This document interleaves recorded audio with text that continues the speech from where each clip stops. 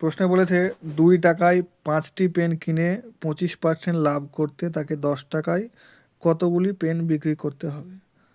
তো কেনার সময় আমি 2 টাকার জিনিস কিনছি আর বিক্রি করার সময় 10 টাকায় বিক্রি করছি, এমন তো হতে পারে না।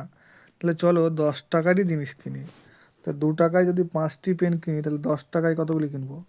10 টাকায় হচ্ছে 25টি পেন কিনবো। 2 টাকায় যদি 5টি পেন হয় তাহলে 10 টাকায় হবে 25টি পেন।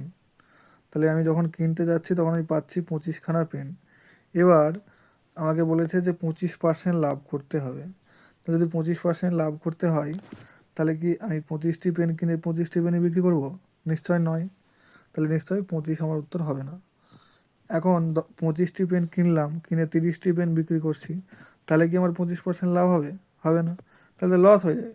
কারণ কেনার সময় আমি 25টা পেন কিনছি, লাভ করতে গেলে নিশ্চয়ই পেনের সংখ্যাটা কম হবে, মানে কম পেন দেবো দেওয়ার সময়। তাহলে 30টি দিলে তো নিশ্চয়ই ভুল হয়ে যাবে। তাহলে এক্ষেত্রে অপশান ডি উত্তর হবে না। এখন বাকি থাকলো অপশান এ 20 এবং অপশান সি 15। এবার এর মধ্যে থেকে সঠিক উত্তরটি বেছে নেওয়ার জন্য তোমাকে একটা কনসেপ্ট জানতে হবে। সেটা হচ্ছে যে যদি আমি বলি যে 25% লাভ, 25% লাভ মানে হচ্ছে 25% মানে হচ্ছে 1/4। অর্থাৎ যদি আমি সিপিটা বলি 4 টাকা, তাহলে এসপিটা হবে, মানে ক্রয় মূল্য যদি 4 টাকা হয় তাহলে বিক্রয় মূল্য হবে কত? 5 টাকা। দেখো এক্ষেত্রে ক্রয় মূল্য আর বিক্রয় মূল্যের ক্ষেত্রে কী হয়েছে, মানে ক্রয় মূল্যটা কম হচ্ছে, বিক্রয় মূল্যটা বেশি হচ্ছে। কিন্তু এটা কখন? এটা হচ্ছে যখন রুপিতে আসবে, মানে হিসাবে যখন আমি টাকায় করছি তখন কী হচ্ছে, বিক্রয় মূল্যটা আমার বেশি হচ্ছে।